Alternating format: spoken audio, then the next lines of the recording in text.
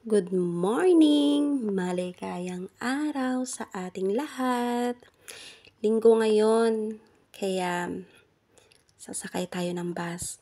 Kasi 8:00 pa ang metro, dito tayo ngayon sa loob ng bus. Pasimpleng video lang kunwari, habang nasa biyahe tayo. Kayo, kamusta? Kamusta ang buhay-buhay? Ay, buhay nga naman. Yun nga, buhay nga naman, di ba? Yan. Dito tayo sa bus ngayon. Papasok na ulit tayo sa trabaho. Late kasi, sa tuwing linggo kasi, late nagbubukas ang metro. 8 a.m. na siya. Papasok naman ako ng 8 a.m. Diba? Kaya yun, nagbabas ako tuwing linggo. Yun nga lang, maaga pa. Kailangan mo pumasok na maaga. Kailangan mo palang gumising na maaga. Kasi nga, sasakay ka ng bus. Siyempre, maghihintay ka. Yan, tapos, bababa tayo sa Odmeta. Tapos, 30 minutes tayo maghihintay ng another bus dun. Papasok sa trabaho ulit. Kasi nga, itong bus na to hanggang Odmeta lang. Tapos, yung number 6 na bus, hintayin natin after 30 minutes. Kaya, tamang tambay lang doon, upo, iinom ng chai, tapos kakain ng samosa. Ganun ang ginagawa ko tuwing linggo. Ito ang routine ko.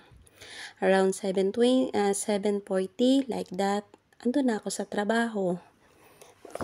May 20 minutes pa bago mag-umpisa ang trabaho ko. Yan, di ba?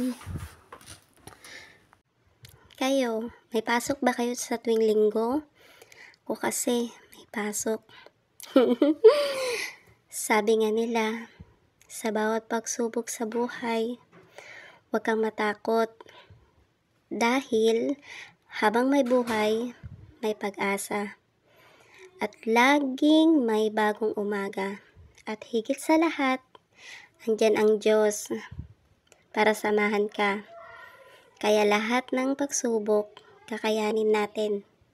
Walang hindi kaya. 'Di ba? Pagsubok lang yan, hindi naman ibibigay ng Panginoon kung hindi natin kaya. Kayang-kaya natin yan. Tayo pa. 'Di ba? Ganyan tayo kamahal ng Diyos. Kakayanin.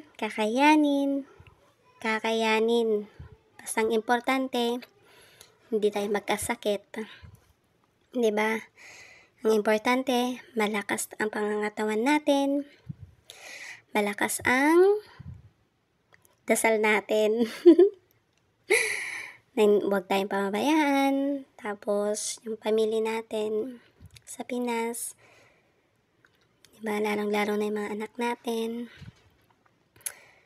O yan, papunta na tayo ng Godmeta. Diba?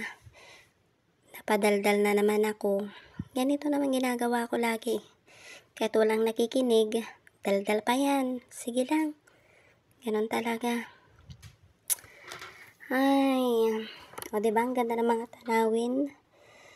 O, kasi kapag nag-taxi ako, mahal kasi, nasa 20 dirham. Kasi kapag nag-bus naman ako, kasi naka-unlimited ako, free. O diba? Free, kaysa pupunta ka sa taxi. O, kasi kapag nag-taxi ka, nasa 20, 18, o diba? I-times mo ng 15, di sayang pa yon. Kaya ang ginagawa ko, nagbabas na lang ako. Kasi naka-unlimited naman ako, ibig sabihin, free. Covered ng card ko ang pagbabas. O, diba? Ang saya, nakasave ka na nga. O, hindi ka pa gumastos.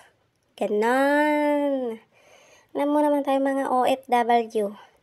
Kailangan pinapairal yung utak natin. Kasi nga sayang.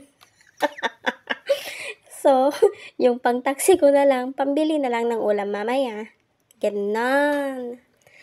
O, diba? Yan, malapit na tayo. Malapit na tayo pumunta sa signal. Ito, diba ang lapit lang? Nasa 10 to 15 minutes lang. I think, mga 5 minutes lang. 5 minutes lang to. O, yan. O, diba? Signal na yan. Tapos, bababa na ako diyan. Yun lang.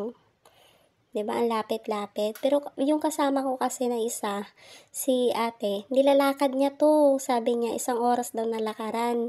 'Di ba kayang-kaya niya? O 'di ba, gano'n. Parang exercise na daw niya. O sige na nga, dito na ako, bababa na ako.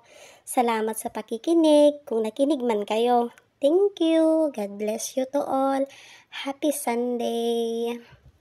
Bye-bye. Don't forget to subscribe, like, and comment. Thank you so much.